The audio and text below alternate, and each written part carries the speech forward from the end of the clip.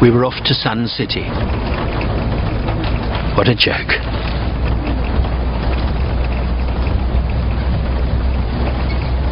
It's the place where Vissarion, the Messiah, now lives with his closest disciples.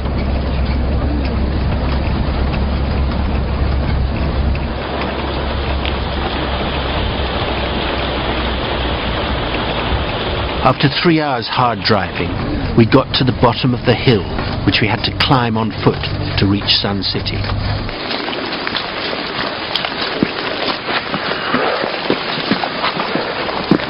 So damn slippery. 1 foot out of place. Half the time in the fog.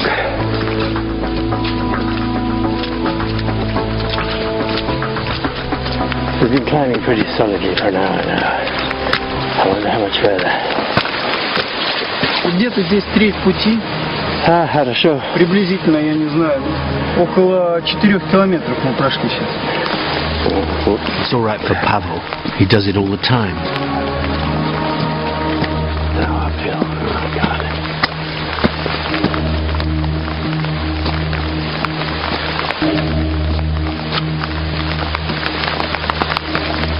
I'm climbing quite steeply.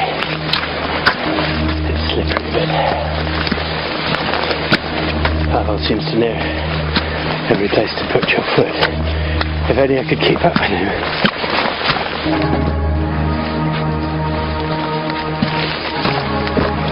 This, I think, is Sun City.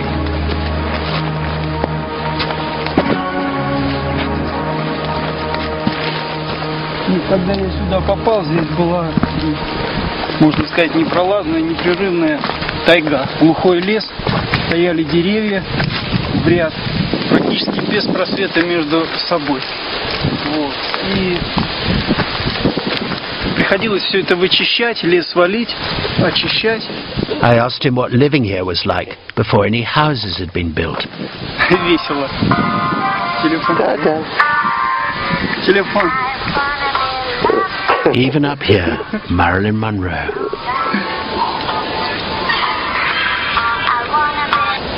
His wife, wondering where he'd got to, I suppose. Ну, сначала, конечно, здесь были просто палатки. Это такая брезентовая палаточка, обернутая полиэтиленом. Вот. Внутри стояла печка, которая топилась непрерывно. Вот. Мы находились здесь и зимой, и летом. Зимой здесь было довольно на улице холодно, но мы не мерзли, потому что как бы дров много в лесу.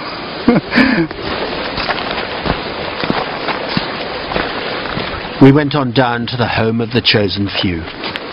I'd half expected to find the place populated by wild-eyed zombies with minds as strict as their vegan diet.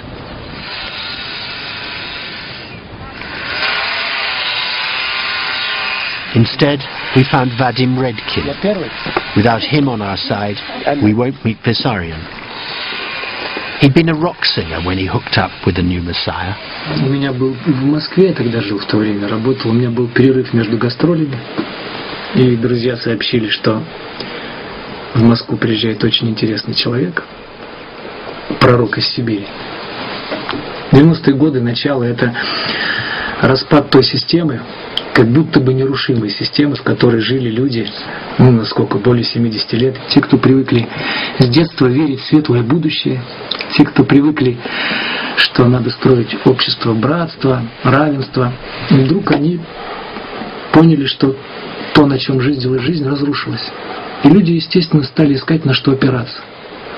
Поэтому Россия была очень благодатной почвой, как вот свежая почва, для того, чтобы сеять зерна разного миропонимания. And what had been the impact on him, I asked. Как будто встречаешь старого друга, которого давно не видел. И внутри такой трепет появился. Трепет и ощущение встречи с тем, кого очень долго ждешь. For 2000 years, to be precise. Vadim had this extraordinary video of Vissarion on a trip to Israel in 1994. Christ reborn, revisiting the places he'd known when he was last on earth, said the commentary.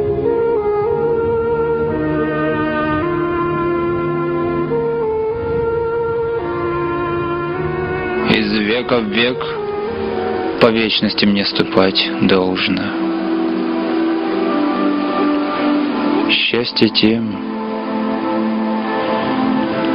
великая слава тем, кто сумеет воспринять данное им Богом великим, ибо ступать им по путям вечным надлежит по предначертанию. Vadim was at his side, recording everything that happened. Учитель прошел по всем тем местам, и как будто бы повторялись времена 2000-летней давности, когда те фарисеи говорили: как ты смел это говорить, кто ты такой? Слова почти повторялись. And the more he was rejected by today's Israelites, the more his followers believed he was the true Christ returned. Vadim became the movement's scribe. Matthew, Mark, Luke and John rolled into one. And out of that trip came the first volume of the Last Testament, their version of the Holy Gospels. It now runs to 10 volumes, somewhere between a biography of Vissarion and a user's manual for people trying to live by his rules. Lisa, who's invited us to stay, uses it every day. 5 years ago, she left her husband in the Urals to come here with her 2-year-old son to follow Vissarion. She's now remarried, but her new husband's away. Lisa told me how everything Vissarion had said had been indexed, so she could look up anything from the master's attitude to diet, how to bring up children, or what to do if she feels jealous. In this case, she was feeling upset because of her husband's trip, so she'd looked up the master's attitude to a woman's weakness. This is what she found. Есть закон, соответственно, за установление законов на мне. И если я увижу слабинку женскую, то я поставлю закон, который отметет эту слабинку как метлой. Каждый закон имеет свое время, и многое уйдет со временем. Я могу установить новый закон в любое мгновение. Зная, что сейчас в женщинах проявляется суета и никчемность, я не хочу, чтобы... About as precise as an astrologer's guide in the morning papers, and about as useful too, I should think. High above Sun City is what they call the celestial abode, the holy of holies of this religion. It was another hard climb, some sort of metaphor for his followers' task, I suppose. This is the path they must climb, come rain, snow or shine, to be with him. And this is the amphitheatre, where Vissarion speaks to his followers once a week, those that can be bothered to come up the hill, which is most of them. He sits here, and there are the people before him, and the mountains behind, every Sunday.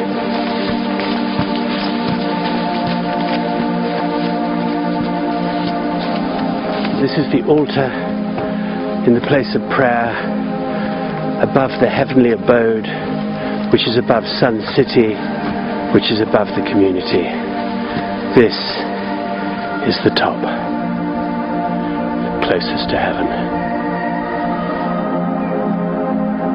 Just below the top is a house built for Vissarion by his followers.